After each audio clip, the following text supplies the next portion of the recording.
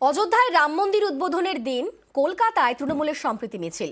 মমতা বন্দ্যোপাধ্যায়ের নেতৃত্বে হাজরা থেকে পার্ক সার্কাস পর্যন্ত সংহতি যাত্রা। মিছিল শেষে মমতার চড়া সুর, বারবার নিশানা করলেন বিজেপিকে।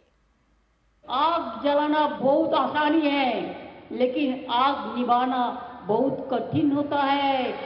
अगर कोई खून का बारिश ले आए तो हम हिम्मत का बारिश ले आएंगे। खून से देश नहीं चलते हैं, बंटवारा से नहीं चलते हैं।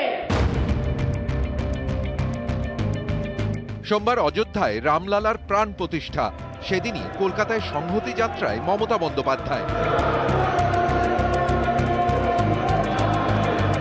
কালীঘাট থেকে পার্ক সার্কাস পর্যন্ত মিছিল। কালীঘাটের মন্দিরে পুজো দিয়ে মিছিল শুরু। মাঝে একে একে গুরুদ্বার, গির্জা এবং মসজিদে যান মমতা বন্দ্যোপাধ্যায়। মিছিল শেষে পার্ক সার্কাসে সভা। এই মঞ্চ থেকে এদিন সুর চড়ান মমতা, নিশানা করেন বিজেপিকে। নির্বাচনের সময় ধর্মে ধর্মে সুরসুরি দেয়। বিজেপি যেমন হিন্দু ভোট ভাগ করার চেষ্টা করে, আবার কিছু দালাল নেতাও তৈরি করেছে মুসলিমদের মধ্যে।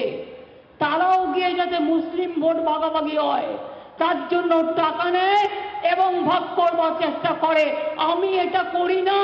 ভোটের রাজনীতি, ভোটের কাছে একদল লোক দেশটাকে বিক্রি করে দিয়ে চলে যাবে।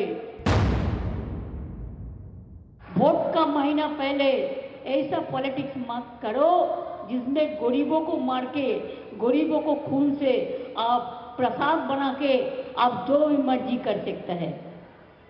आपका घर में आप पूजा करो ना, हमारा कोई इतराज नहीं है। तो मृतदेहेर উপর দাঁড়িয়ে আমি আমার ধর্মকে আমি সম্মান জানাতে পারবো না। তার কারণ আমার মনে মৃতদেহগুলোকে শ্রদ্ধা জানাতে ইচ্ছে করছে। আমার আপত্তি নেই যদি কেউ রামের পুজো করে, কেউ শ্যামের পুজো করে, কেউ রহিমের করে, আমার কোনো আপত্তি নেই। আমার আপত্তি একটা জায়গায়, যে দেশে বেকারদের সংখ্যা কোটি কোটি, যে দেশে টাকা কোথায় গেছে কিভাবে গেছে কেউ জানে না, আমার আপত্তি একটা জায়গায়, কে কি খাবে সেটাও যদি কেউ ঠিক করে, কে কি পড়বে সেটাও যদি তারা ঠিক করে।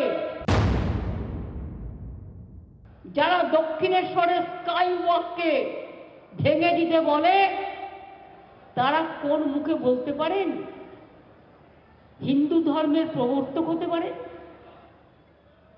যারা স্বামী বিবেকানন্দের বদনাম করে, উনি নাকি হিন্দুই ছিলেন না, আমাকে মানতে হবে?